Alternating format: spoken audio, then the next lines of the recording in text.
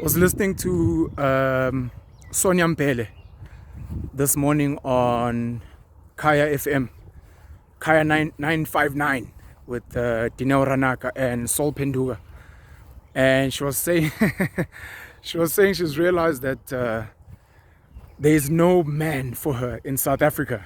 All black men in South Africa, not good men, sleep with their young PAs, hurt women, etc. And I obviously got triggered, but I was reminded of some of the very upsetting things that Pearl Tusi has said about black South African men. This is Pearl Tusi, who's got a child with Walter Mkwena and who's dated Robert Marao. With baze basilaya bafowethu bamlimaza usisi. Now all of us have to fucking catch stray bullets. I've heard Anele Mdoda saying some not nice things about South African men. I think it's one of the reasons why I stopped listening to her breakfast show. And I used to love her breakfast show so much. I think it was on Highveld, 94.7. And to think that, she's got so many, specifically black South African men that support her and support her hustles. But I don't know, mhlampe in her head, if she thinks her viewership is just, or her listenership is just black women and white people. Very sad for me. But while Sonia was busy listing some of the issues she has with black South African men, I started thinking of how, number one, from a propaganda perspective, people only ever talk about the bad things. You don't find women, not just black women, this is not just South African women, you don't find women every day sending a shout out to their man, praising him. Thank you so much, my love, for an amazing evening. Thank you so much, my love, for the beautiful things you've done for me. Thank you so much for being such a good father to our child, etc., etc. You hardly ever find that. What you do find is they come out 10 years later. He cheated on me. Oh, he's been cheating for 10 years. No, he's been cheating for 6 months. 6 months out of 10 years, that's not really a bad rate. I'm not saying cheating is fine, but I'm just trying to explain that not everything is bad, but we only ever hear the bad news. You only ever hear women bashing men. And then when it's Valentine's Day, magically from somewhere, I don't know where, magically from somewhere, these women get roses and chocolates and get taken out for dinners, etc. And every other week, randomly, we don't know from where, these women get driven in Ubers, they get e-wallets, they get all these things. So it's very sad for me. And I think for the people that are going to be listening to this, watching this, not just women, if you've got a partner, if you've got good people in your life, be grateful, be thankful, post about them, because there's so much propaganda on the other side of the bad things that are happening. But not many people are speaking about the good things that are happening out there. The amazing partners they have, the amazing fathers, mothers, the amazing husbands, wives they have. So please do it. And when you hear women speaking about the bad men, or hearing guys speak about, South African women are such trash, get in there and be like, guys, my partner is actually great. I've actually had good relationships. I actually know a lot of good women. You might get attacked and bashed because people are busy bashing someone out there, but at least you get to say your piece. And you also point out to them, which I'm sure during these times, you guys had some good parts in your relationship. Anyways, this video wasn't about this. This video was about accountability. And the fact that a lot of women, when I go back to the women part, they are never accountable for the things that they've done wrong in their relationships. And understand me, when a man cheats, it is not your fault. It's never your fault. Don't ever say, he cheated because I wasn't having enough sex with him. No, he cheated because he cheated. But you may find that you have not been having sex with him. You've been denying him sex. I'm tired, I've got a headache, whatever. So he may have wanted sex somewhere else. So that now becomes your fault. He has wanted more sex. I'm not giving him sex, so he's gone to get it somewhere else. That's my fault. But the cheating is not my fault, because if he wanted more sex, we should have had a conversation. We could have gone for therapy. He could have actually asked, babe, do you mind if I go outside there, maybe get another woman so that I can satisfy my appetite? And then you can be like, look, it's fine. I agree, it's okay. Then he hasn't cheated and he hasn't done you wrong.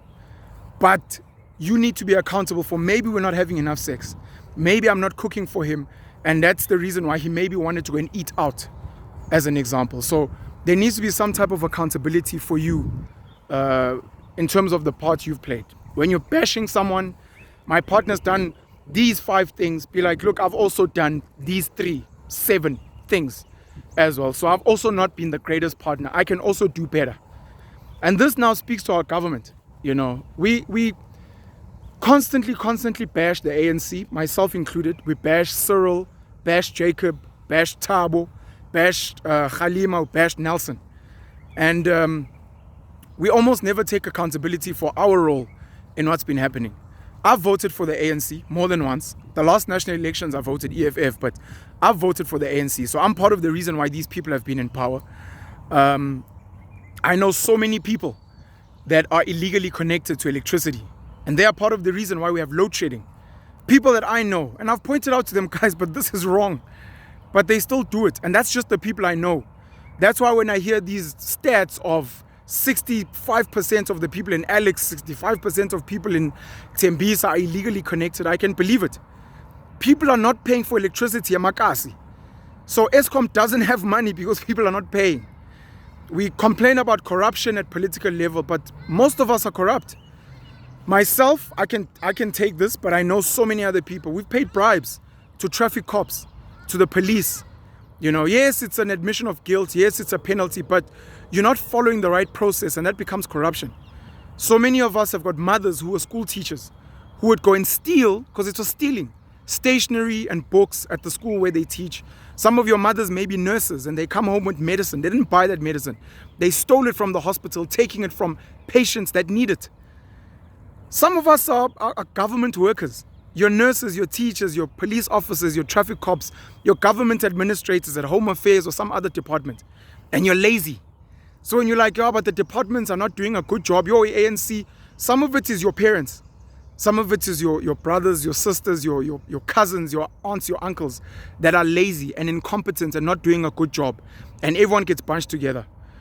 So after realizing all the reasons that we're living in the shit that we're in today, being partly your fault, now the question becomes, how do you fix it? How do you resolve this? Number one, stop voting for political parties that you feel are part of the problem. Number two, pay for your electricity. At least be like, we've got load shedding, but at least I pay for my electricity and I'm not illegally connected. Pay your taxes. Some of the problem is that there isn't enough tax, and that's why you go out and loan money from foreign agencies out there who come in and come and take our resources and want to influence our policies because we're not paying taxes. Some of you are not working hard in the spaces that you're in. You're lazy, you take long lunch breaks, you're not doing a good job, etc. You're lying about the system being offline. It's not. You're just lazy today. You want to gossip in the office instead of doing work and serving the people. Some of you are stealing resources from where you work that are intended for certain people. And those people, stationary, it's because you're stealing it for your family. You're part of the corruption. And then we need to find out who are these people that keep funding ANC, EFF, DA. Because a lot of that political funding comes from businesses that we support. And maybe we need to start holding those businesses accountable. Why are you funding these people that are doing such a shit job? What are you getting in return? And how do we find a way to stop buying from these businesses so that they don't have the money to fund corrupt political leaders, to fund corrupt traditional and religious and other business leaders? We need to hold ourselves accountable for some of the rot and the mess that we're in. We are not helping. We are not helping the situation. If anything, we are complicit. And not just us individually, but also we have family members, we have friends, we have partners that are part of the rot, and we're not calling them out and telling them to do a better job. Let's all hold ourselves accountable. I am not responsible for ANC leaders being corrupt. That is them. They have gone and they've violated the work they're meant to be doing. But I do become responsible for maybe putting some of them there in power. I do have to be responsible for refusing to get politically active and becoming a ward councillor, becoming a mayor, becoming a premier, becoming a member of parliament. I am not putting my hand up to lead. I am not holding local businesses accountable. I am not holding local principals, local priests and pastors accountable for what's meant to be happening. So we need to actually start looking at self and how we can do things better. Penuel the Black Pen, hope you'll have a great and blessed day. Love you guys very much. Let's do better. We can make this world a better place if we individually look at the man in the mirror. Cheers.